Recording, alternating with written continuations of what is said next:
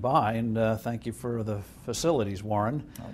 You two are unique. Even though you're in different spheres, you've reached a level of success almost legendary. What did you do? What made you different? Warren, we'll start with you, because they're investing. There are a lot of bright people. They've all claimed to read Graham and Dodd. They all claim to be disciplined, and yet there's only one Warren Buffett. Well, I was lucky that I got started early. I mean, it always helps if you get started early. And my dad happened to be in the investment business, so I would go down to his office on Saturdays. And so at age probably 7 or something, I started reading these books that were around the place. And so I had a 15-year jump on many people in a sense, and that helped a lot. And I was always fascinated by it. I mean, I knew what I wanted to do early, and I think that's a huge advantage too.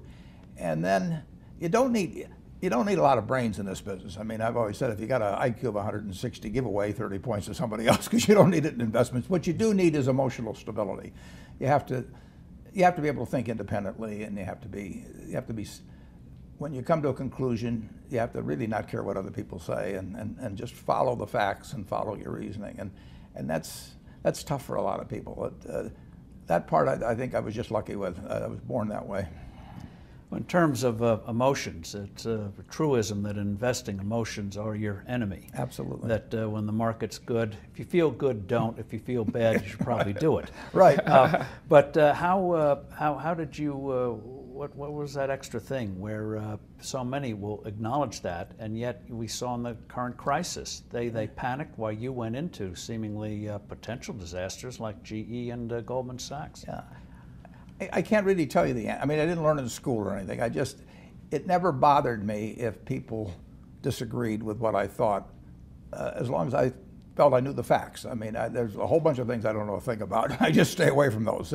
So I stay within what I call my circle of competence. You know, Tom Watson said it best. He said, I'm no genius, but I'm smart in spots, and I stay around those spots. Well, I try and stay around those spots, and I just don't have a problem if somebody says, you're wrong on something. I go back and look at the facts, and I think that really is much more important, frankly, than having a few points of IQ or having an extra course or two in school or anything of the sort. You need emotional stability. And so in terms of people who are not even in the business, if they, I think we were talking when we had dinner the other day about how in tennis, most of us are never going to get to Wimbledon. But if we just focus, as somebody once said, get the ball over the net. Don't try to be fancy about it. Just get the ball over the net. You'll do fine. Yeah, and that's a little bit like, I've got this rule, the first rule is don't lose, and the second rule is never forget the first rule. So it really isn't so much having a lot of brilliant decisions. It's just not really having some terrible ones. And frankly, I did learn from Ben Graham how to avoid ever having any disasters in investments. It wasn't that you were going to come up with the very smartest thing, but if you never have any significant losses, some singles and doubles will produce a lot of runs before you get through. Who was Ben Graham? He was your primary mentor, model? He was a wonderful man, and he was my professor at Columbia. I read his book when I was 19 at the University of Nebraska, and I'd started investing when I was 11, and I started reading about it when I was like 7. So I'd gone through I read every book in the Omaha Public Library that there was by the time I was 12 on investing and stock market.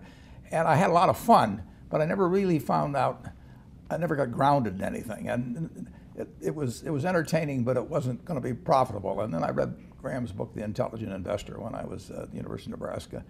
And that just opened the whole thing up to me. Yeah, and I named my oldest son is named Howard after my dad, Graham Buffett, and he was a marvelous man. Never expected anything from me in return. He just did all these things for younger people.